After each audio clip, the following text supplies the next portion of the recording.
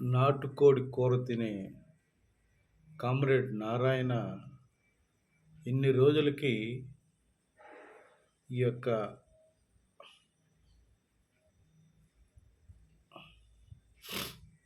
Betting యాప్లపై ఈరోజు ఇన్ని రోజులకి స్పందించాడు. నిజాలు మాట్లాడాడు. ఈ బెట్టింగ్ యాప్ల వల్ల అమాయక ప్రజలు నాశనం అయిపోతున్నారు, పిల్లలు పాడైపోతున్నారు. వీటి మాయలో పడి కుటుంబాలు నలిగిపోతున్నాయని మాట్లాడుతూ ఆయన స్పందించాడు. మొత్తానికి చిరంజీవి గారిని ఈ సందర్భంగా గుర్తు చేసుకున్నాడు ఆయన.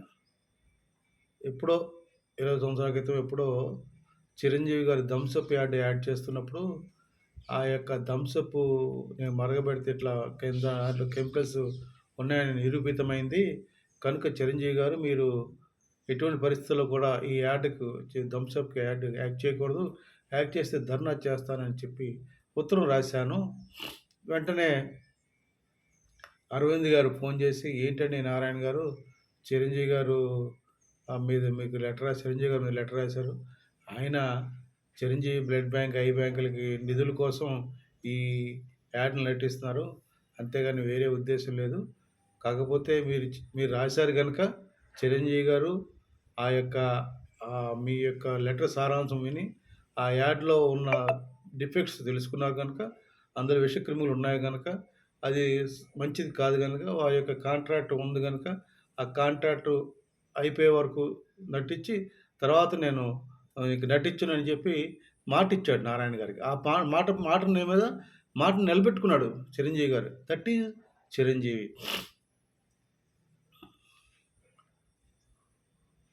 మరి ఇప్పుడు నటులు ఏం చేస్తున్నారు? డబ్బులకి కక్కుర్తి పడుతున్నారు.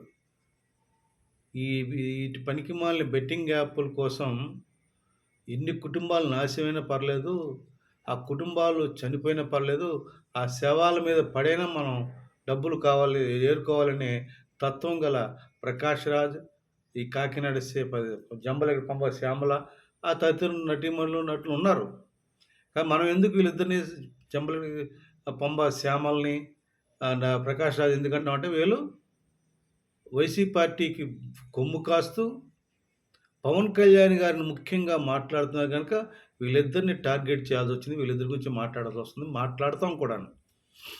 నారాయణ గారు మొత్తానికి అమాయకుల వ్యక్తులపై ఈ యొక్క చనిపోతున్నా కూడా ఆ శవాలపై చిల్లర ఏరుకోవడానికి తయారైపోయిన ఇంతకి బరితెగిస్తున్నారని ఆయన వ్యాఖ్యానించారు. ఇటువంటి పరిస్థితి రాకూడదు. చూస్తున్నాను, ఈ పాన్ పరాగ్ విషయంలో కూడా చాలామంది నటులు యాక్ట్ చేస్తున్నారు. ఇవన్నీ తప్పు, మంచిది కాదు. ఇటువంటివన్నీ భారతదేశంలో ప్రజలకు హాని చేసేవి కనుక మంచి చేసేవి కావు. ఇటువంటి వాటిని ప్రేరేపించకూడదని ఆయన చెప్పాడు. మొత్తానికి ఇన్ని రోజులకి ఆయన ఒక కరెక్ట్గా మాట్లాడాడు. ఇలా మాట్లాడితే నారాయణ ఎవరో కూడా విమర్శించరని ఈ వీడియోలో తెలియజేస్తూ విరమిస్తున్నాను. జై జనసేన, జై హింద్.